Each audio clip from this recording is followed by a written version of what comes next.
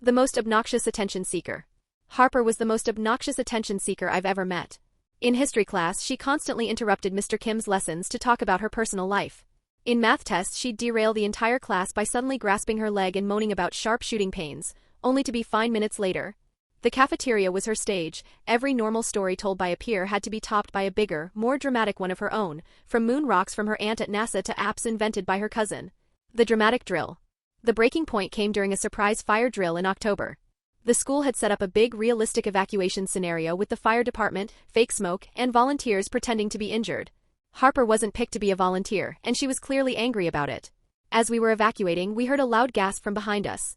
Harper was on the floor by the lockers, clutching her chest and yelling, "I can't feel my arms. Everything's spinning." Teachers rushed over, calling 911. A real ambulance showed up with paramedics and a stretcher. As they wheeled her past the student body, she lifted a hand and gave a sad, weak wave, whispering, "Stay strong without me." She was the center of attention. The video exposure. The next day, Harper was gone. Rumors flew about what happened. When she returned a week later, Principal Davis called an assembly to show a new safety video made by the student news team. We all filed into the gym. The footage played, showing the halls during the drill. Then, it focused on the area where Harper collapsed. Her face was blurred, but everyone recognized her purple glitter backpack. The video showed her looking around the hallway to ensure people were watching, carefully setting down her backpack, gently laying herself on the floor like she was getting into bed, adjusting her hair before she started her whole "I can't breathe" act.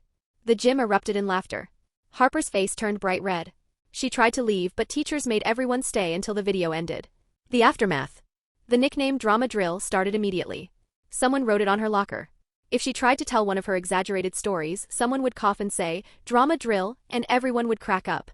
The shame worked. She stopped raising her hand, stopped faking injuries, and stayed quiet. She had called a real ambulance and wasted emergency resources for attention, and her parents had to pay a fine. By December, Harper switched schools, moving in with her dad across town. The most obnoxious attention seeker was silenced by irrefutable proof of her own dramatic fabrication.